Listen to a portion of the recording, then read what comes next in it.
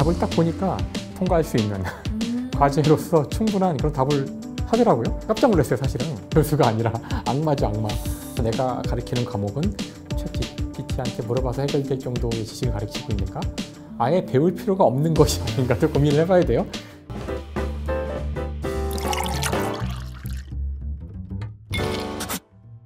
제가 상 교수님이랑 인연이 있는 게 2017년으로 제가 기억하는데 저희가 사피엔스, 호모데우스, 코스모스, 원더풀 사이언스 이렇게 과학책을 읽는 모임을 했는데 그때 과학의 무지성이던 저를 상욱님이 이 과학의 경이로운 과학의 세계로 안내를 해주셨죠. 모범생이었죠. 열심히 공부하고 책 읽고. 맞습니다. 근데 제가 최근 몇 년 사이에 굉장히 많이 좀 사회가 달라졌다라고 느끼는 게 사람들이 과학에 대해서 그 예전보다 관심이 더 많아지고 과학적 지식을 추구하고 알고 싶어하고 궁금해하는 것 같거든요. 물론 그때 교수님을 뵀을 때도 이미 스타 과학자셨지만 요새 방송만 틀면 교수님이 나오세요. 교수님을 처음 뵀을 때만 해도 맥주 광고에서 어떻게 교수님을 볼 수 있었을까 네네. 상상도 하지 못했는데 저도 상상도 못했어요. 심지어 최근에 그 해당 광고에 새로운 시즌 광고가 나온 것 같던데요. 최근에는 또 다른 기계 장치죠. 이번에 소주하고 맥주를 섞는 소맥 장치를 만들어서 만든 거 아니에요? 제가 만든 거 아니에요? 만드신 거 아니에요? 아니, 그럴 리가 있겠어요. 저는 이제 광고에 참여한 거죠. 광고에 출연만 한 거고 그것까지 3개를 찍었죠. 테라도 되게 반응이 좋아서 그래서 계속 갈지 모르겠지만 거의 전속 모델이 된 건데 참 내 인생에 이런 일이 있을 줄이야. 그만큼 이런 과학 기술의 발전이 우리 삶에 많은 영향을 미치고 또 그 변화가 너무 빨라가지고 사람들이 더 과학에 많이 관심을 갖지 않나 하는 생각이 드는데 최근에는 정말 좀 사람들을 많이 놀라게 한 과학의 발전으로 사람들을 놀라게 한 게 저는 인공지능이라고 생각을 하거든요. 챗GPT라는 인공지능 서비스가 출시가 되어서 지금 1억 명 훌쩍 가입자가 넘었을 걸로 생각이 되는데 혹시 교수님도 써보셨어요? 당연히 써봤죠. 별 기대를 안 하고 써봤었는데 깜짝 놀라서 저는 처음에 뭘 해봤냐면은 그게 작년이었던 것 같은데요. 그러니까 누군가 이게 굉장히 뛰어난 인공지능 챗봇이 만들어졌는데 너무너무 말을 잘한다 그러길래 제가 교양 과목에서 과제를 매주 내주는데 그 과제를 한번 얘한테 내줘봤어요. 그러니까 그걸 답으로 이제 한 A4 용지로 한 3분의 1 정도 되는 분량을 써내는 숙제거든요, 과제를. 그 문제를 그대로 이제 카피 페이스트해서 문제를 냈는데 챗GPT가 답을 쭈루룩 이제 답을 하잖아요. 답을 딱 보니까 통과할 수 있는 과제로서 충분한 그런 답을 하더라고요. 깜짝 놀랐어요, 사실은. 이게 뜻하는 바는 다음 학기부터 나는 이런 식으로 과제를 낼 수 없다는 뜻이거든요. 거기 충족을 받고 바로 제가 페이스북에다가 그걸 올렸죠. 이런 일이 있는데 다른 사람들도 좀 확인해 보라고. 근데 그 뒤에 사람들의 반응은 물론 지금 약간 좀 논쟁이 진행 중이기도 해요. 어떤 사람들은 막상 써봤는데 별거 아니다. 되게 비판하시는 분도 있고 어떤 분들은 깜짝 놀라서 신규 채용을 하려다가 그만뒀다. 이 친구가 나를 상당히 도와줄 수 있을 것 같다는 사람까지 대단히 스펙트럼이 다양한데 일단 질문과 답을 영어로 하는 게 압도적으로 퀄리티가 좋은데요. 제가 뭘 체크해봤냐면은 당연히 하고 싶지 이거는. 김상욱에 대해서 말해줘. 그랬더니 컴퓨터 공학과 교수고 인공지능 연구했고 이상한 말이 나오길래. 컴퓨터 공학과 계세요? 영어로 친 아니, 거예요? 우리말로 했죠. 우리말로. 네. 영어로 하면 오히려 더 모를 수가 있잖아요. 저 같은 경우는. 그래서 이제 경희대학교 물리학과 김상욱 교수에 대해서 알려줘. 그랬더니 모른다는 거예요. 모르고 그런 정보는 경희대학교 물리학과 웹사이트에 가시라고 나오더라고요. 그래서 그때 뭘 깨달았냐면은 챗GPT라는 것은 좀 더 얘기를 하게 될 수 있을지 모르겠지만 어쨌든 기존의 데이터를 가지고 텍스트 데이터로 이거 훈련을 시켜서 저희가 답을 듣게 되는 거잖아요. 우리나라 데이터를 거의 보지 못한 거예요. 네이버도 데이터 안 줬을 것 같고 신문사를 비롯해서 사실 신문사 한 개만이라도 훈련을 시켰으면 제 이름이 안 나왔을 리가 없잖아요. 언젠가는 그렇죠. 나왔을 텐데 2021년까지의 데이터를 가지고 있다고 그렇죠. 하는데 그러니까 이걸 제가 하는 순간 깨달은 것이 우리나라의 데이터들이 몇 개 포털 사이트가 다 가지고 있는데 그 데이터는 전혀 훈련에 사용되지 않았다는 걸 알았어요. 그래서 이제 이 친구는 공적인 정말 데이터만 알고 있는 것 같아요. 학계에 대한 아주 일반적인 데이터라든가 심지어 학교들에서 갖고 있는 데이터들도 사용하지 못한 것 같아요. 그러니까 다 막아놨을 것 같으니까 네, 접근이 안 됐나 보네요. 그래서 아마도 우리말로 그 아마 질문을 해보신 분들이 만족스럽지 않았던 이유는 사실상 거의 교육을 받지 못했다고 보시면 돼요. 완전히 오픈된 데이터만 쓸 수 있었을 테니까 거기에 비하면 그 미국에서는 정말 방대한 양의 데이터를 MS가 갖고 있는 데이터를 다 활용했을 테니까 그래서 좀 차원이 다른 그런 답을 하더라고요. 저는 이번 챗GPT하고 대화를 해보면서 깨달았던 것은 그러니까 물론 내용이 틀리고 잘못된 것들이 있는 거는 데이터 부족해서 그런 거잖아요. 그걸 빼고 나면 거의 그럴듯하게 대화를 할 수 있다는 뜻은 이미 어떤 임계치를 넘어선 거예요. 그 올바른 데이터를 넣어주는 건 이건 정량적인 문제거든요. 데이터의 양의 문제지 정성적으로는 어떤 상황에서건 때로는 거짓말도 많이 하는데 제가 모를 때는 모른다고도 하지만 막 껴맞추기도 하는데 껴맞춰서 얘기를 할 수 있다는 것 자체가 이제 인간과 같은 대화하는 능력을 갖췄다는 뜻이거든요. 그러니까 사실 중요한 지점을 넘어선 거라고 저는 생각해요.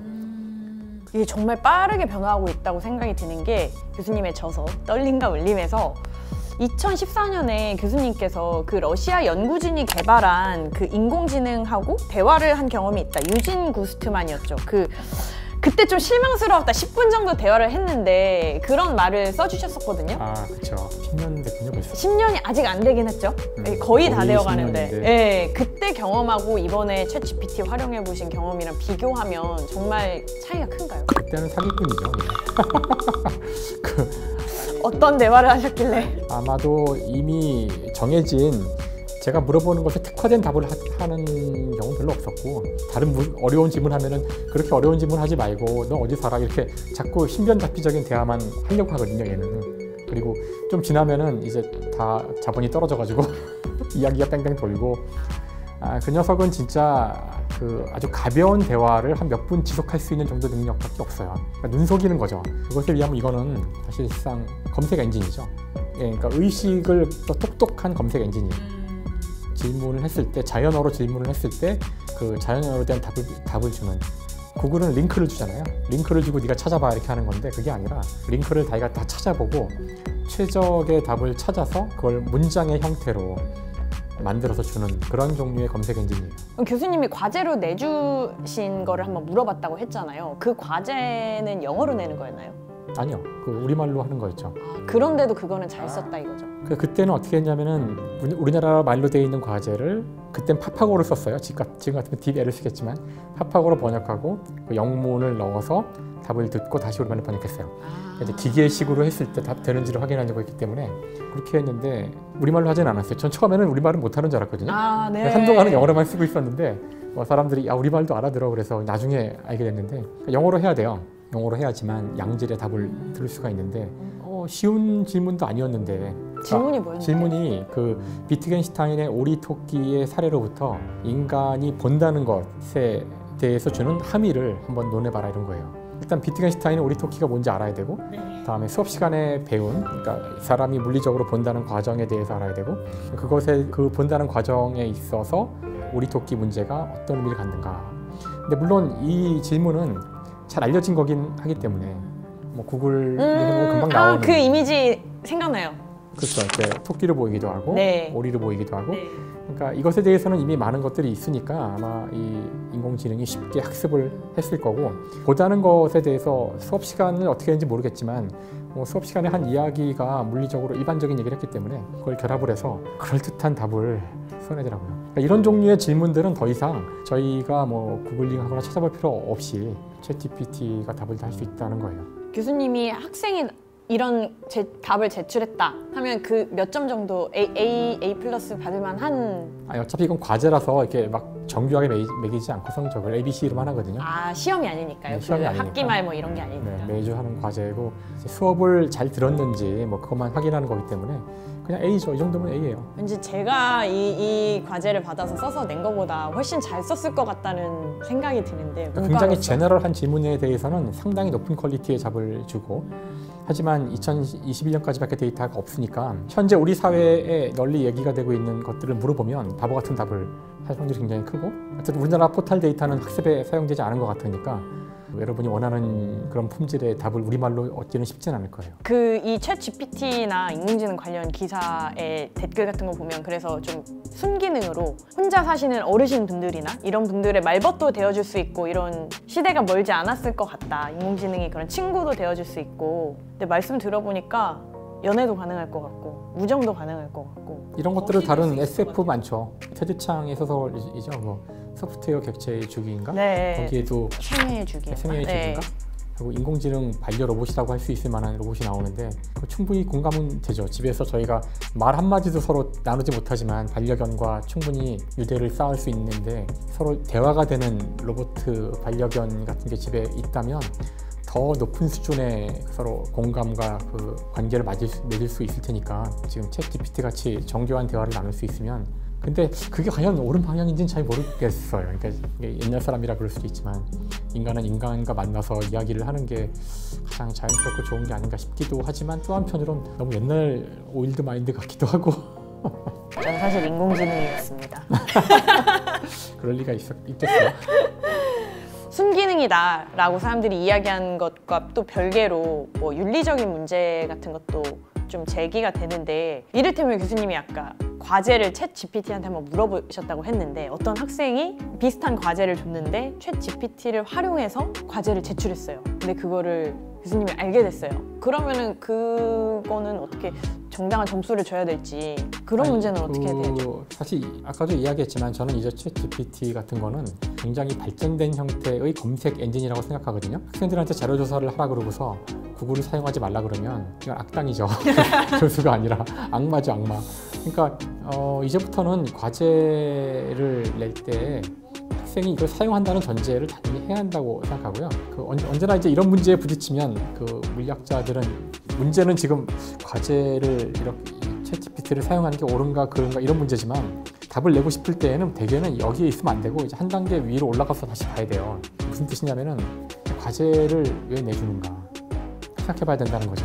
그러니까 저 같은 경우 과제를 내주는 이유는 매주 학생들이 공부를 해야 되는데 안 할 수 있잖아요. 그러니까 그주 공부를 한 거를 아주 간단한 지문을 통해서 복습을 하지 않으면 풀 수 없을 정도의 문제를 내서 학생들이 복습하게 만드는 거죠. 최종 목적은 그건 거죠. 학생들이 공부를 하도록 하는. 사실 원래 시험도 그렇잖아요. 시험도 원래는 학생들이 한 학기 동안 공부한 거를 이번 기회에 정리를 하는 게 목표고 사실 그들을 이렇게 ABC로 평가하는 건 부수적인 거거든요. 그렇게 하지 않으면 안 하니까 하는 것인데 원래 목표는 공부를 했으면 시험 안 봐도 되잖아요. 그렇죠. 충분히 알면.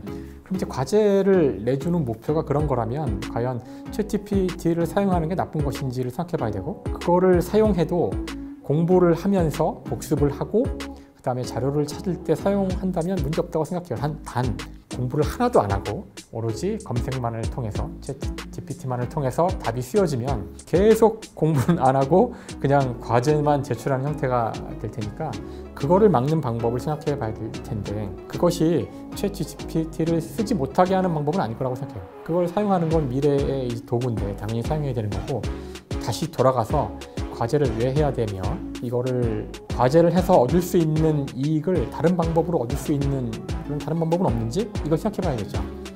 이걸 생각해 봐야 되는 거지 당장은 과제가 쉬우니까 했던 건데 그러면 과제를 바꾸든가 약간 형태를 그거 이런 식으로 안 되면 아예 과제 없이도 복습을 할 방법이 없을까 이런 걸 생각해 봐야 되죠. 우리의 몫이네요 결국. 우리의 몫이죠. 그런 거를 생각해야 되는 시점이 지금이 아닌가. 더 나아가서 내가 가르치는 과목은 챗 GPT한테 물어봐서 해결될 정도의 지식을 가르치고 있는가? 아예 배울 필요가 없는 것이 아닌가도 고민을 해봐야 돼요. 훌륭한 검색 엔진이 있을 때도 이들에게 필요한 게 뭘까? 그럼 내 과목에서는 그런 지식을 가르쳐 줄 수 있나? 그럼 내 거에서는 그런 지식은 무엇이 있을까? 이제 이렇게 해서 아마 수업도 약간 좀 디자인을 좀 다르게 해줄 필요가 특히 저는 교양 과목이라 전공은 좀 다를 수 있는데 전공은 여전히 물리를 잘해야 되니까 좀 많은 연습도 필요하지만 교양도 약간 좀 가르치는 내용을 좀 바꾸고 거기에 맞춰서 과제의 형식도 바꾸고 이런 변화가 필요할 것 같아요.